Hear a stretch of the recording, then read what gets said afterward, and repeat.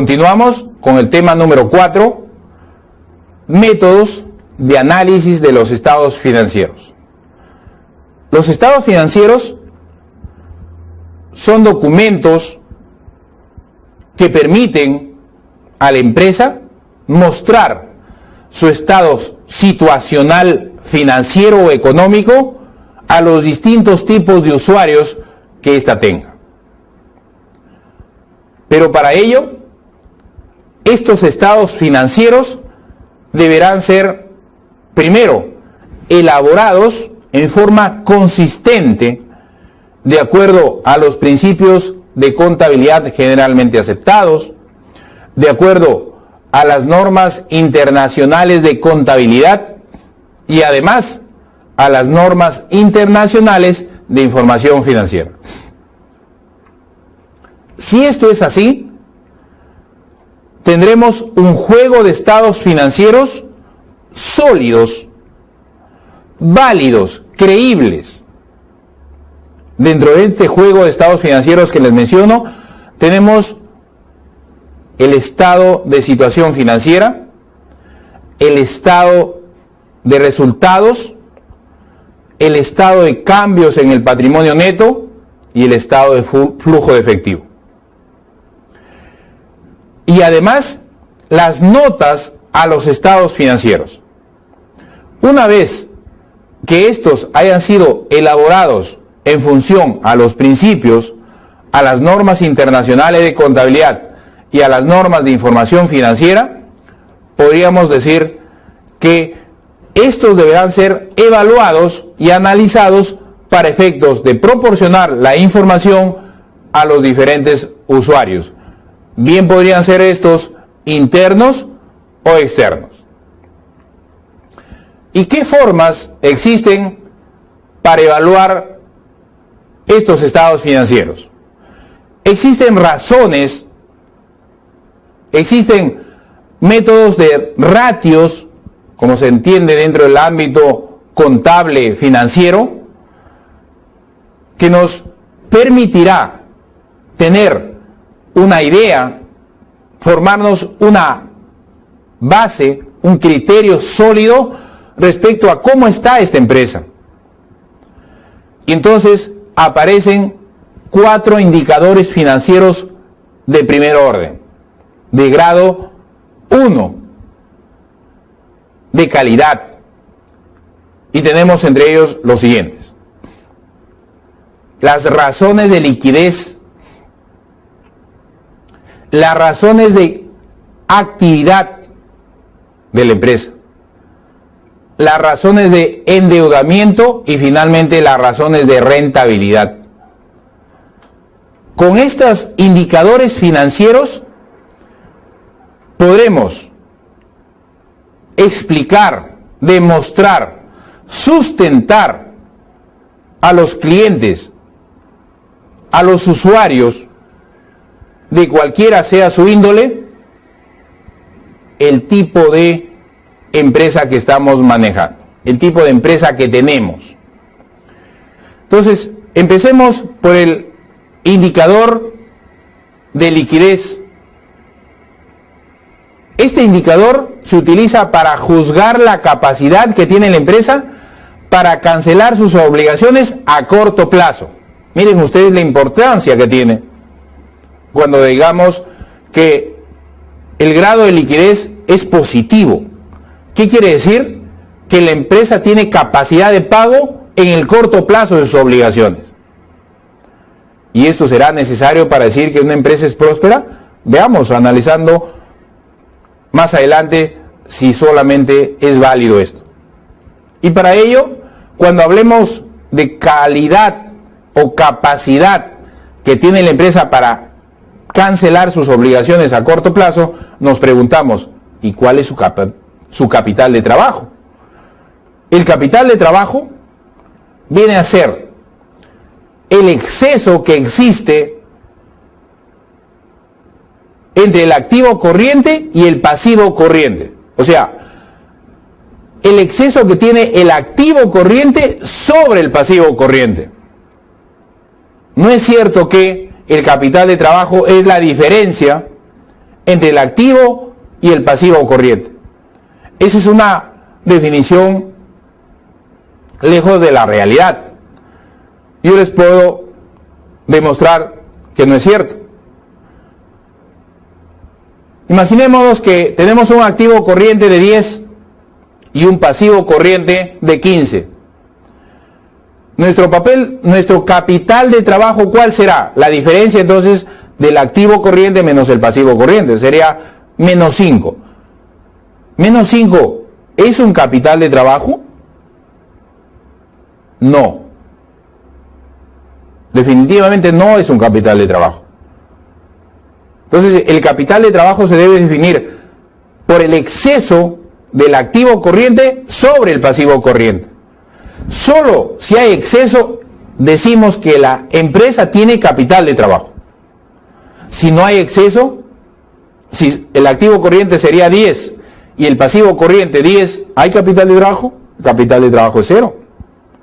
Pero a la inversa, si el activo corriente es 20 y el pasivo corriente es 15, ahí sí hay un capital de trabajo de 5. Pero no a la inversa. No cuando el pasivo corriente es mayor que el activo corriente, no hay capital de trabajo. Empecemos entonces por el primer índice de liquidez y hablamos de liquidez corriente. Decimos que hablamos de una liquidez corriente cuando dividimos el activo corriente entre el pasivo corriente. Se utiliza para medir la capacidad de una empresa para cancelar sus pasivos solamente con el activo corriente. O sea, si producto de esta división, de este índice, tengo 1 o mayor a 1, significa que tengo capacidad para poder pagar de inmediato el pasivo corriente. Enseguida tenemos otro índice, la prueba ácida. Voy a dividir caja y bancos, más inversiones temporales, más cuentas por cobrar, entre el pasivo corriente. Si producto de la división de esta comparación, como lo pueden ver acá ustedes, de esta división, obtengo un índice mayor a 1, significa que puedo cancelar mis pasivos corrientes solamente con mi liquidez, con mi dinero en caja banco y con mis cuentas por cobrar. Nada más, no necesito de vender nada para pagar mis cuentas por cobrar de forma corriente. Luego tenemos indicadores de actividad. Se utiliza para determinar la rapidez con que varían las cuentas, se convierten en ventas o en efectivo. Mide la eficiencia del negocio en cada una de esas áreas.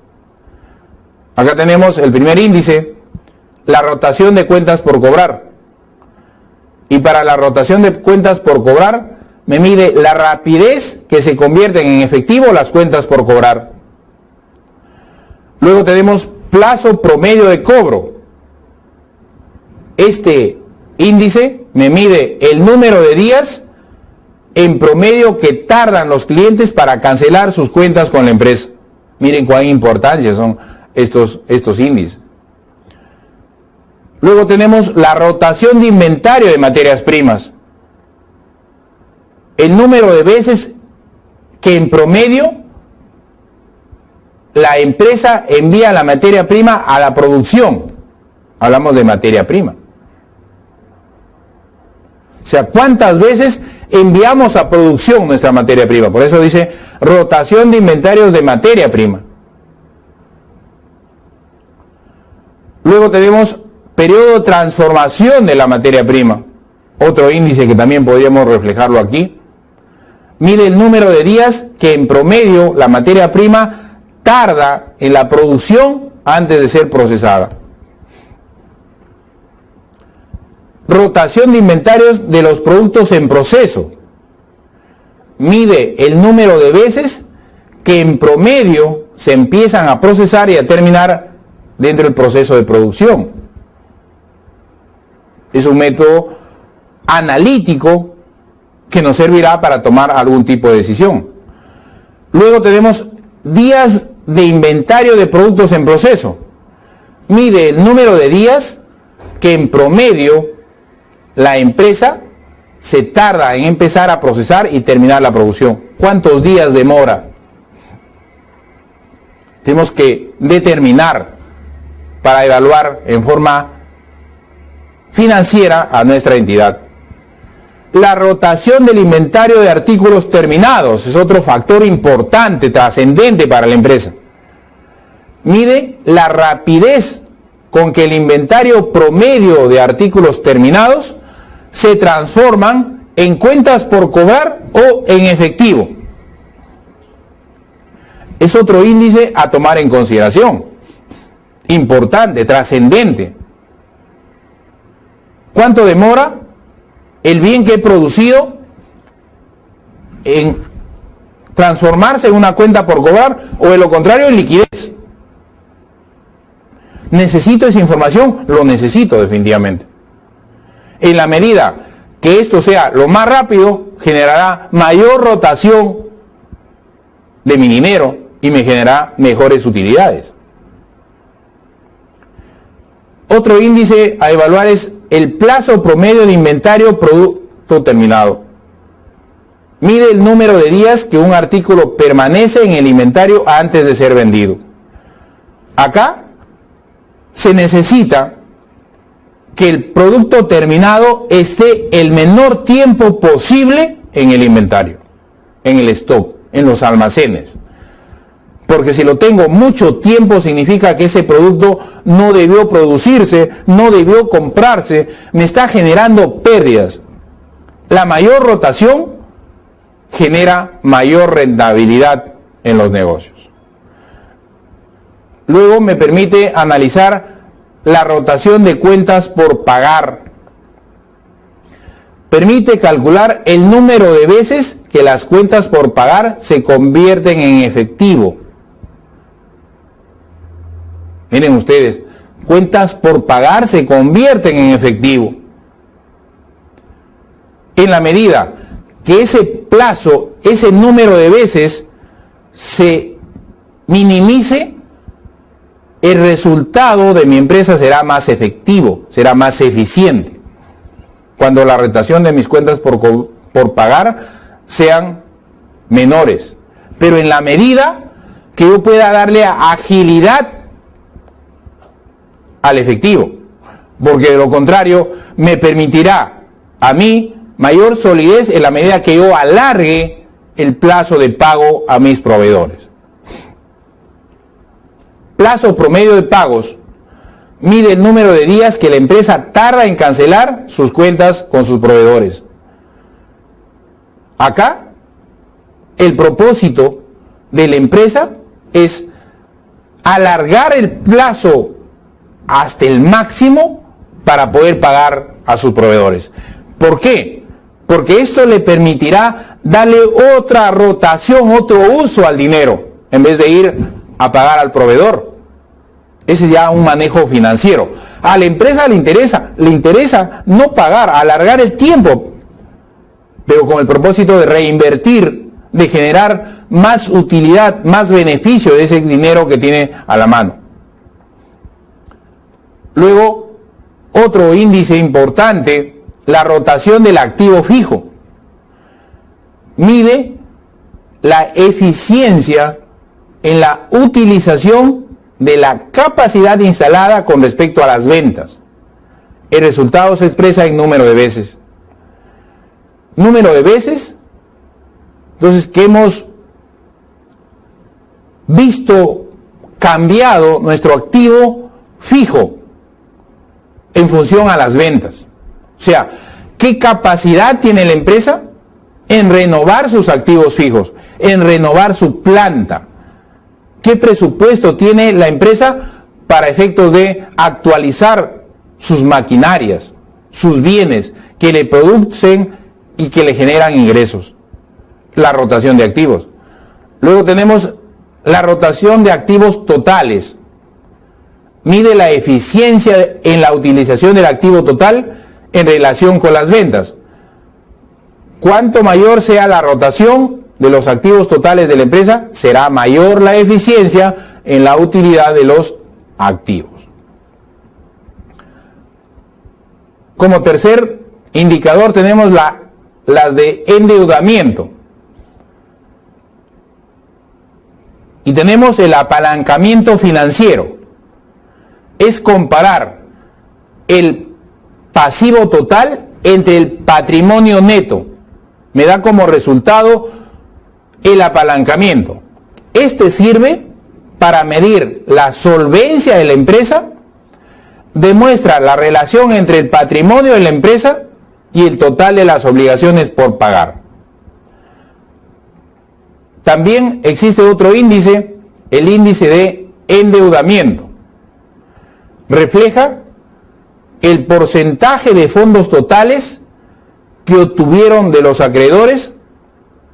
También significa qué porción del activo ha sido financiada por fondos ajenos. Índice de endeudamiento, a quién le debo y cómo está formado mi activo total. ¿Cómo se compara? ¿Cómo se obtiene? Dividiendo el total del pasivo entre el total del activo, multiplicado por 100. Este resultado se expresa en porcentajes. El endeudamiento luego a corto plazo, otro índice importante. ¿Cómo se obtiene? Dividimos el pasivo corriente o circulante entre el total activo, multiplicado por 100. Se expresa el resultado en porcentajes. ¿Para qué nos sirve? Indica la proporción de los activos que han sido financiados por fuente externa, pero ojo, de corto plazo. Y acá tenemos el endeudamiento, pero a largo plazo. Indica la proporción de los activos que han sido financiados con fuente externa a largo plazo. ¿Cómo lo obtenemos ese índice? Comparamos o dividimos pasivos a largo plazo entre total activos, multiplicado por 100. Este resultado va a ser expresado en porcentajes. Otro índice importante es el financiamiento propio. Refleja la porción del activo que ha sido financiado con el patrimonio, o sea, con los deudores, que en este caso son nuestros accionistas, nuestros inversionistas. El resultado se expresa en porcentajes y se obtiene de dividir el patrimonio neto entre el total de activo multiplicado por 100. Finalmente, tenemos los indicadores de rentabilidad. La rentabilidad lo vamos a evaluar desde dos puntos de vista: con relación a la inversión y con relación a las ventas. Veamos entonces con relación a la inversión. Tenemos una primera factor que determina el rendimiento del activo total. Se obtiene de dividir la utilidad neta entre el total activo promedio por 100. Este resultado se expresa en porcentajes. ¿Qué mide este índice? Mide el rendimiento sobre la inversión total de la empresa, determinando la eficacia de la gerencia para obtener utilidades con sus activos disponibles. Además, tenemos otro índice, el rendimiento del capital. Mide la tasa de rendimiento sobre la inversión de los accionistas. Este resultado es de dividir la utilidad neta entre el capital promedio multiplicado por 100. El resultado es expresado en porcentajes. Tenemos además otro índice, el rendimiento de patrimonio. Mide la tasa de rendimiento sobre el patrimonio neto de la empresa. ¿Cómo se obtiene este índice? Dividimos la utilidad neta entre el patrimonio promedio multiplicado por 100. Ahora veamos la rentabilidad, pero con relación a las ventas. Y tenemos para encontrar, como dice en este material, el índice de margen de utilidad bruta. Este índice muestra la utilidad generada por las ventas después de deducir los costos de producción o los costos de ventas. Y se obtiene de la siguiente forma: ventas menos costo de ventas dividido entre total de ventas, multiplicado ese resultado por 100. Luego tenemos el margen de utilidad neta. Indica la eficiencia de la empresa después de cubrir los costos y los gastos de la empresa. Este resultado se expresa en porcentajes y se obtiene de la siguiente manera: se divide la utilidad neta entre las ventas multiplicado por 100. Como ustedes habrán podido observar o escuchar y ver, que existen diferentes indicadores, diferentes índices que nos permitirán poder evaluar desde diferentes puntos de vista a nuestra empresa, a nuestra cliente, a nuestra entidad, pero no solamente la parte financiera, sino la parte de resultados, la parte operativa.